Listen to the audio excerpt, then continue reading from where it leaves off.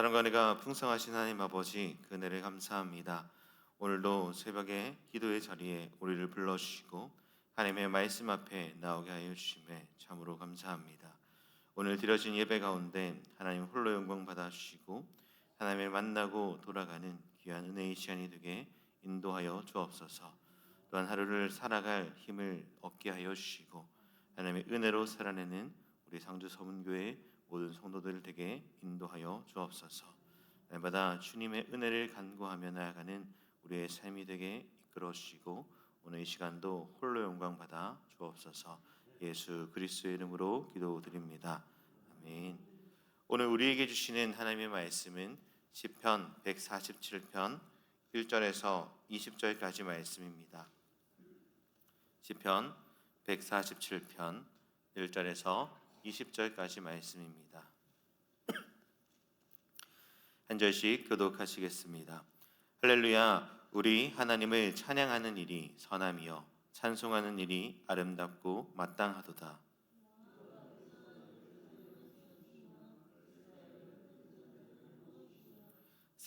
상심한 자들을 고치시며 그들의 상처를 싸매시는도다.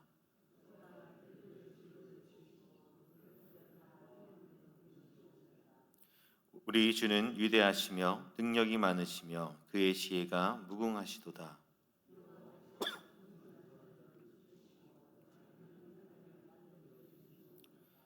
감사함으로 여호와께 노래하며 수금으로 하나님께 찬양할지어다.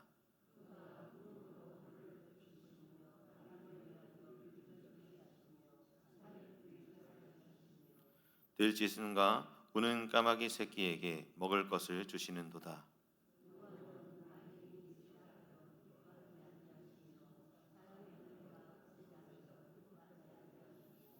여호와는 자기를 경외하는 자들과 그의 인자하심을 바라는 자들을 기뻐하시는도다.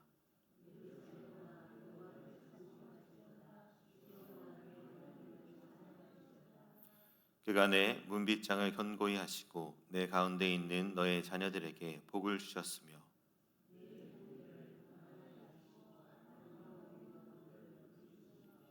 그의 명령을 땅에 보내시니 그의 말씀이 속히 달리는도다.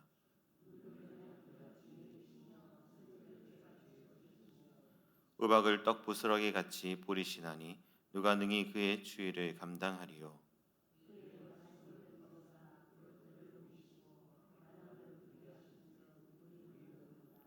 그가 그의 말씀을 야곱에게 보이시며 그의 율례와 규례를 이스라엘에게 보이시는도다. 그는 어느 민족에게도 이와 같이 행하지 아니하셨나니 그들은 그의 법도를 알지 못하였도다. 할렐루야. 사랑하는 성도 여러분, 오늘 이 새벽 하나님의 은혜가 가득하기를 주님의 이름으로 축복합니다. 우리 인생을 돌아보면 우리가 무엇인가 다 할 수 있었다라고 느꼈던 순간은 그리 많지 않습니다. 때로는 지혜가 부족하였고 때로는 힘이 모자랐죠. 무엇보다 우리의 앞날은 우리가 알 수 없어 불안으로 살아왔었습니다. 우리의 마음조차 내 뜻대로 다스릴 수 없는 존재이죠. 그럴 때마다 신앙을 가진 우리는 무엇을 생각합니까? 나는 할 수 없지만 하나님은 하실 수 있습니다 라는 고백이 절로 나오게 됩니다. 오늘 이 시편 147편의 말씀이 마치 그러한 고백을 담고 있는 듯한 말씀인 것이죠. 하나님께서 어떠한 분이신지를 노래하면서 그 하나님이 우리에게 무엇을 행하셨고 지금도 어떻게 행하고 계시는지를 찬양하는 시입니다.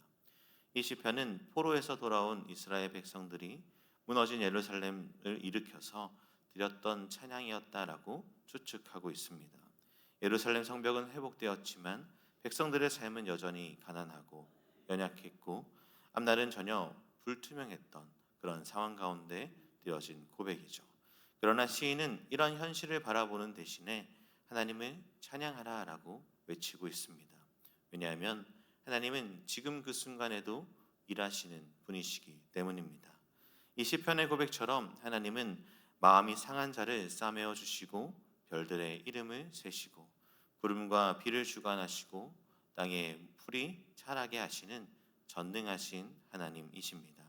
그리고 그 하나님은 지금 우리와 함께 하시고 우리를 도우시며 여전히 인도하실 것이다 라는 그 고백이 담겨 있는 것이죠. 이 새벽 우리는 모든 것을 하시고 행하시는 하나님을 다시 바라보며 오늘 말씀에서 주시는 은혜를 누리시길 소망합니다. 그럼 하나님은 어떠한 분이십니까? 첫째, 하나님은 상한 마음을 싸매시고 회복시키시는 하나님이십니다. 시편 3편에 이렇게 고백하고 있죠.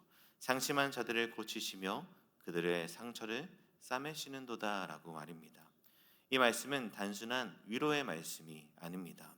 포로 생활에서 돌아온 이스라엘 백성들에게 실제적인 그 현실과 마음의 상태를 반영하는 고백인 것이죠. 그들은 오랜 시간 바벨론에서의 포로 생활을 마치고 귀환하였지만 현실은 그들의 기대와 달랐습니다. 성은 무너졌고 동서지는 황폐해졌고 삶은 고단했던 것이죠.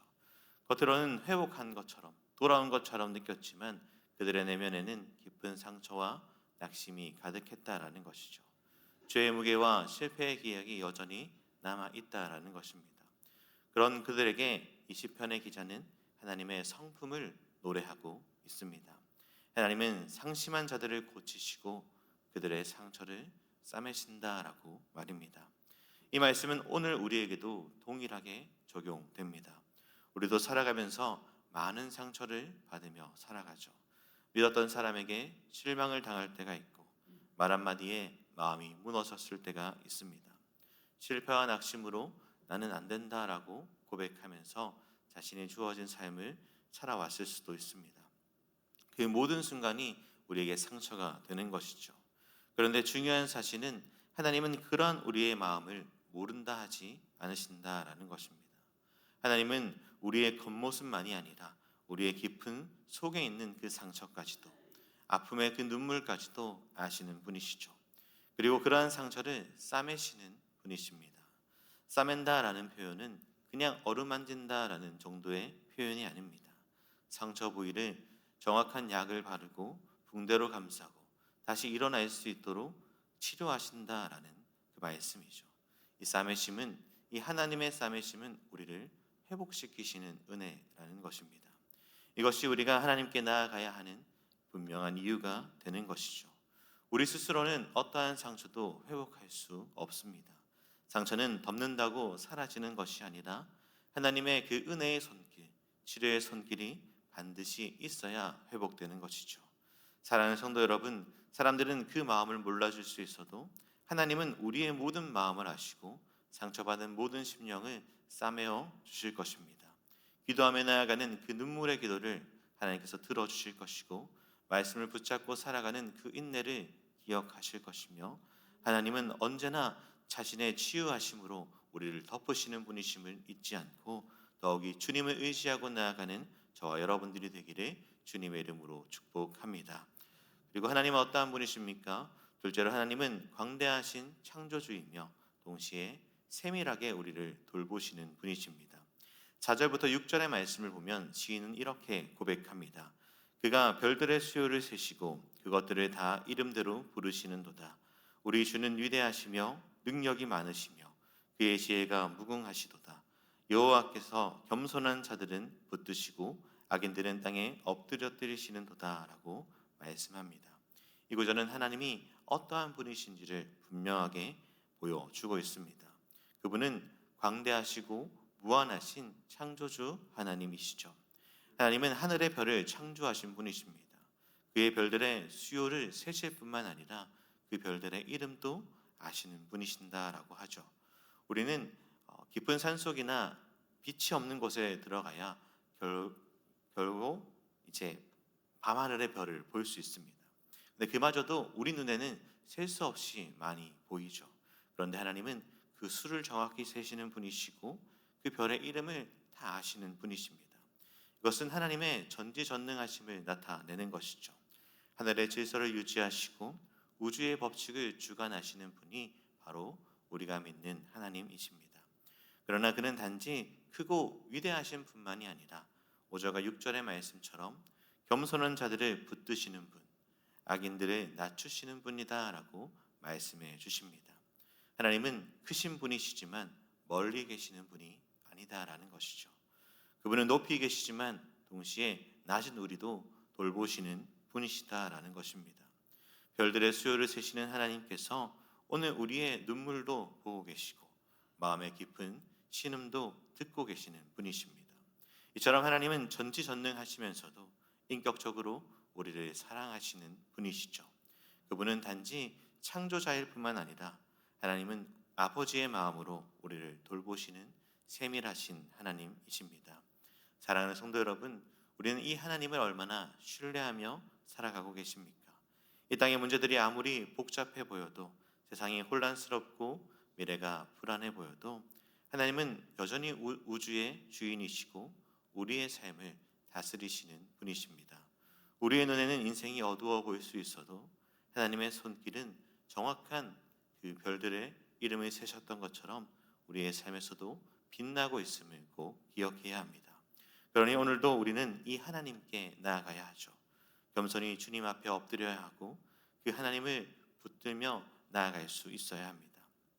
시편은 이러한 하나님을 고백하며 이스라엘 백성들에게 하나님을 온전히 바라볼 것을 지금 요청하고 있습니다. 그러한 요청 앞에 오늘도 우리 역시도 하나님을 바라보고 또한 전지전능하게 또한 세밀하게 우리의 삶을 살피시는 하나님을 의지하고 나아가는 저와 여러분들이 되기를 주님의 이름으로 축복합니다. 마지막으로 하나님은 어떠한 분이십니까? 셋째로 하나님은 말씀으로 다스리시며 은혜로 채우시는 분이십니다. 시편 147편 15절부터 마지막 절까지의 말씀을 보면 하나님의 말씀을 노래하고 있습니다. 15절과 18절에서 19절의 말씀을 보면 그의 명령을 땅에 보내시니 그의 말씀이 속히 달리는도다. 그의 말씀을 보내사 그것들을 녹이시고 바람을 불게 하신즉 물이 흐르는도다. 그가 그의 말씀을 야곱에게 보이시며 그의 율례와 규례를 이스라엘에게 보이시는도다라고 말씀합니다. 시는 하나님의 통치를 말씀으로 설명해 주고 있죠. 하나님의 말씀으로 청지를 창조하시고 지금도 말씀으로 자연을 움직이시며 우리를 다스리신다라고 말입니다. 비가 내리게 하고 눈에 쌓이게 하고 얼음과 서리가 내리는 것도 하나님의 명령, 그 말씀 때문이다라고 고백하고 있는 것입니다. 하나님의 말씀이 가면 땅에 생명이 피어나게 됩니다. 하나님의 말씀이 임하면 그 마음에 소망이 살아나게 되죠. 말씀은 단지 문장이 아니라 살아있는 능력이 되는 것입니다. 하나님의 뜻과 은혜를 이 땅에 이루어 가시는 하나님의 손길이 이 말씀을 통해서 발현되는 것이죠. 그리고 하나님은 이 말씀을 이스라엘에게 곧 하나님의 백성에게 주셨다라는 것입니다. 이것이 우리에게 가장 큰 은혜가 되는 것이죠. 말씀 없는 민족은 방향 없이 흘러가지만 말씀이 있는 백성은 혼란 속에서도 하나님의 뜻 가운데로 살아가게 되는 것입니다.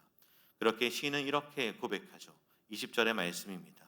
그는 어느 민족에게도 이와 같이 행하지 아니하셨나니 그들은 그의 법도를 알지 못하였도다. 할렐루야.